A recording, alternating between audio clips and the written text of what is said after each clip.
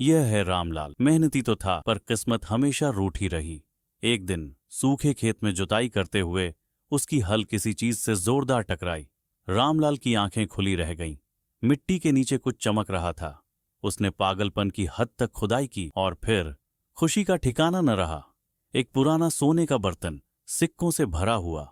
रामलाल खुशी से उछल पड़ा। भगवान ने सच में मेरी सुन ली। रामलाल खजाना घर ले आया, लेकिन उसे किसी पर भरोसा नहीं था।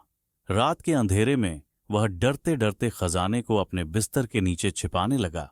हर आहट पर वह चौंक कर देखता था। यह धन अब उसका सबसे बड़ा दुश्मन था। रात भर रामलाल को नींद नहीं आई। उसके कमरे में अजीब सी घबराहट फैली थी। बिस्तर के नीचे से कोई अदृश्य शक्ति उसके मन में घर कर रही थी। रामलाल डर के मारे हिंसक रूप से चादर में करवटें बदल रहा था। अगली सुबह रामलाल जागा और उसने जो देखा उससे उसकी आंखें फटी रह गईं। उसका हरा भरा खेत पूरी तरह सूख चुका था। उसकी गायें वे भी बीमार पड़ गई थीं। रामलाल को समझ नहीं आ रहा था ये सब क्यों हो रहा था। अब रामलाल का डर पागलपन में बदलने लगा। दिन रात वह उस चमकते खजाने की सन की रखवाली करने लगा।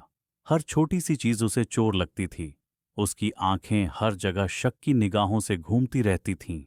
उसने अपने परिवार पर भी शक करना शुरू कर दिया। उसे लगता था कि कहीं कोई उसका खजाना चुरा न ले। वह गुस्से से सिर हिलाता था, किसी पर भरोसा नहीं करता था। धीरे धीरे रामलाल की हालत पागलों जैसी हो गई। वह खेत में अकेले ही बड़बड़ाता रहता था। गांव वाले उसे देखकर डरने लगे। वे आपस में फुसफुसाते थे, लगता है उस पर किसी आत्मा का साया है। और आखिर में रामलाल पूरी तरह से एक पागलों जैसा इंसान बन गया। उसकी आंखें जंगली, डरावनी हो चुकी थीं। वह एक खाली, डरावनी, घूरती नजर के साथ दुनिया को देखता था। खजाना उसे बर्बाद कर चुका था।